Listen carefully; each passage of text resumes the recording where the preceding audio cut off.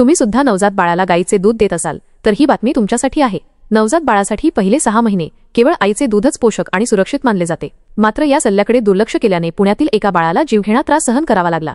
25 दिवसांच्या बाळाला गाईचे दूध दिल्याने त्याला गंभीर प्रकारचा जंतुसंसर्ग झाला। बाळाची प्रकृती इतकी नाजूक झाली की त्याला कमला नेहरू रुग्णालयात 1 महिना व्हेंटिलेटरवर ठेवावे लागले। डॉक्टरांच्या अथक प्रयत्नांमुळे बाळाला अखेर जीवनदान मिळाले असून त्याला आता घरी सोडण्यात आले आहे। पुण्यातील कॅम्प परिसरात राहणाऱ्या एका महिलेची काही दिवसांपूर्वी प्रसूती झाली आणि तिला पुत्ररत्न प्राप्त झाले।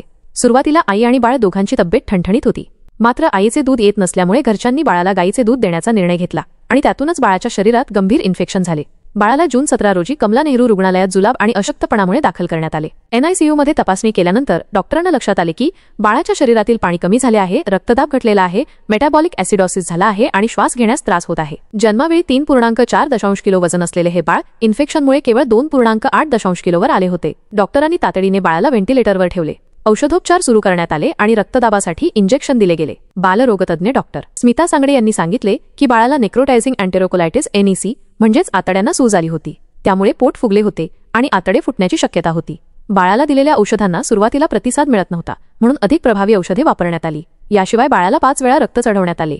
8 दिवस बाळाला अन्न न देता केवळ नसेद्वारे प्रथिनयुक्त अमिनोवेन दिले गेले, ज्यामुळे त्याच्या शरीरावरील सूज कमी होण्यास मदत झाली। सुमारे 10 दिवस बाळ व्हेंटिलेटर व ऑक्सिजन सपोर्टवर होते। हळूहळू त्याची प्रकृती सुधारू लागली आणि 36 दिवसांचे होईपर्यंत बाळ दूध पचवू लागले। अखेर 21 दिवसांच्या NICU उपचारांनंतर 46 दिवसांचे झाल्यावर बाळाला घरी सोडण्यात आले। दरम्यान या प्रकरणावरून हे सिद्ध झाले की नवजात बाळासाठी पहिल्या 6 महिन्यांत आईचे दूधच सर्वोत्कृष्ट असते।